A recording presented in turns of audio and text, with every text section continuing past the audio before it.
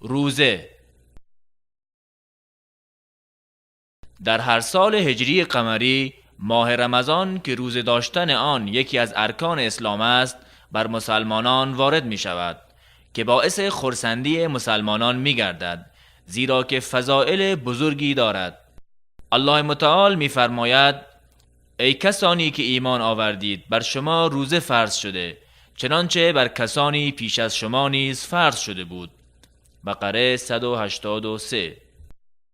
و رسول الله صلی الله علیه و سلم فرمودند: اسلام بر 5 چیز بنا شده و از جمله روزه رمضان را نیز نام بردند.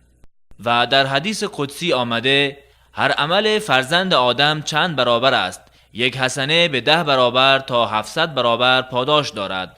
الله عزوجل فرمود: مگر روزه که برای من است و من پاداش آن را می دهم. به خاطر من شهوت و طعامش را ترک می کند. برای روزه‌دار 2 خوشی است: خوشی در هنگام افطار و خوشی دیگر هنگام دیدار پروردگارش. بوی دهن وی نزد الله تعالی از بوی مشک خوشتر است. علمای شریعت روزه را چنین تعریف کردند: پرستش برای الله تعالی با امتناع از خوردن و نوشیدن و همبستری با همسر از طلوع بامداد تا غروب خورشید. علما روزه ای را که الله تعالی مشروع گردانیده به 2 نوع تقسیم کردند. 1 روزه فرضی که همان روزه رمضان می باشد و دیگری نذری است که احیانا مسلمانان روزه را برای طاعت الله نذر می کنند و یا روزه کفارات است. اما نوع دوم روزه نفلی است، مانند روزه روزهای دوشنبه و پنجشنبه و روزه 3 روز در هر ماه و روزه عاشورا و 10 روز اول ماه ذی‌حجه و روز عرفه و غیره.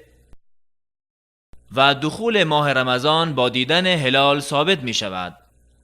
هرگاه هلال پس از غروب خورشید روز 29 ماه شعبان دیده شد، بدون تردید ماه رمضان داخل شده است. و اگر هلال پس از غروب شب 30 شعبان دیده نشد و یا وجود ابرها و یا غبار هوا مانع دیدن هلال شد، ماه شعبان 30 روز تکمیل می گردد. به دلیل فرموده آن حضرت صلی الله علیه و آله و سلم که فرمودند: با دیدنش روزه بگیرید و با دیدنش افطار کنید. پس اگر هوا ابر آلود شد 30 روز را کامل کنید. و روزه بر مسلمان بالغ عاقل که توانایی آن را دارد فرض است. از آنجایی که نیت یکی از مهمترین ارکان روزه است، علما گفتند از شب نیت روزه گرفتن برای روزه فرضی واجب است. اما اگر روزه نفلی باشد، از شب نیت روزه داشتن واجب نمی باشد، بلکه نیت روزه نفلی را می تواند در روز هم بکند اگر چیزی نخورده بود.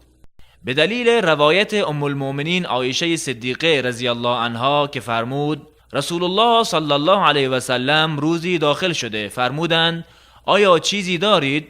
گفتیم نه. فرمودند: پس من روزه‌دار هستم. اما رکن دوم از ارکان روزه خودداری از مفطرات از طلوع فجر تا غروب خورشید می باشد، به دلیل فرموده الله متعال که فرمودند: و بخورید و بنوشید تا اینکه رشته سفید از رشته سیاه فجر به شما واضح شود، پس از آن روزه را تا به شب تمام کنید. هرگاه روزه‌دار به گمان اینکه خورشید غروب کرده و یا اینکه هنوز طلوع فجر نشده چیزی بخورد و پس از آن عکس آن ظاهر شد، بر وی قضای روزه واجب نیست، به دلیل فرموده خداوند متعال: و بر شما در آنچه اشتباه کردید گناهی نیست، ولی بر آنچه دلهایتان قصد کرده است گناه است و الله غفور و رحیم است. و نیز به دلیل فرموده آن حضرت صلی الله علیه و سلم: الله تعالی از اشتباه و فراموشی و آنچه امت من بر آن اکراه شوند گذشت کرده است. و برعکس آن چیزی که بسیاری از مردم گمان می‌کنند، غسل کردن، نشستن در آب برای سرد شدن، بلعیدن آب دهان و اخلاط، چشیدن طعام فقط به زبان برای روزه‌دار جایز است، به شرط اینکه چیزی از آن در حلقش فرو نرود. و همچنین بوییدن عطرها و خوشبوگرهای هوا و استعمال مسواک، چه مسواک تر باشد یا خشک، برای روزه‌دار جواز دارد، ولی روزه‌دار متوجه باشد که چیزی به حلقش فرو نرود.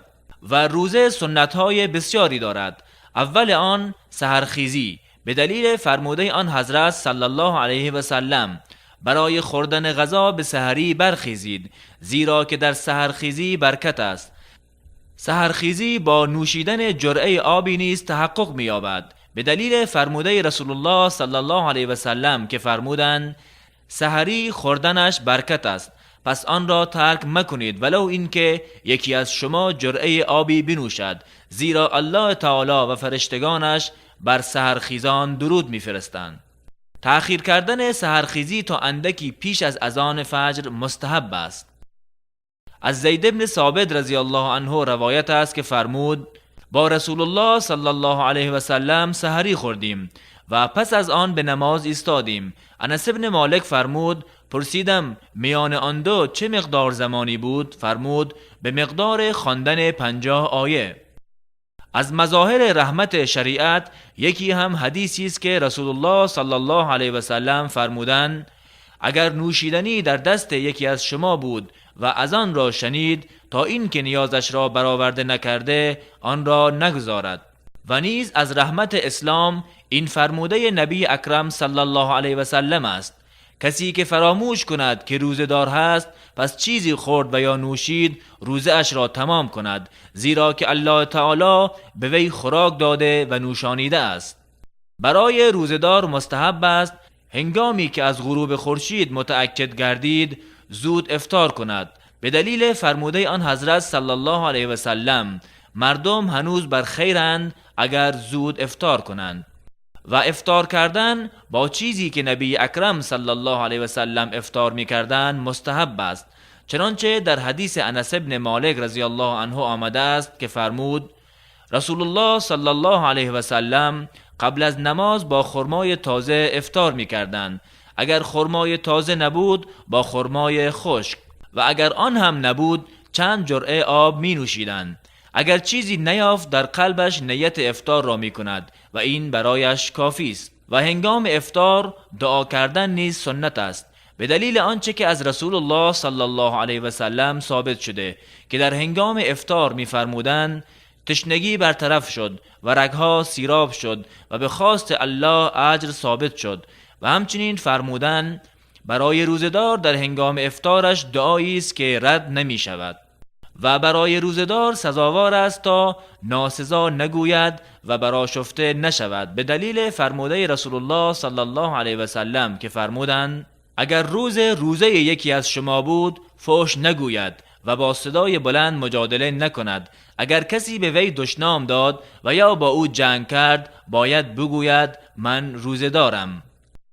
همچنین مستحب است که انواع عبادتها بسیار کند، زیرا که پاداش نیکوکاری در رمضان چند برابر است. از ابن عباس رضی الله عنهما روایت است که فرمود رسول الله صلی الله علیه و سلم سخاوتمندتر از همه مردم بودند و در رمضان زمانی که جبرئیل علیه السلام به دیدار ایشان می آمد پیش از هر وقت سخاوتمندتر می بودند. جبرئیل در هر شب رمضان با ایشان دیدار می نمودند و قرآن را برایشان مدارست می کرد. پس رسول الله صلی الله علیه و سلم در هنگام دیدار جبرئیل از وزش باد هم سخاوتمندتر بودند.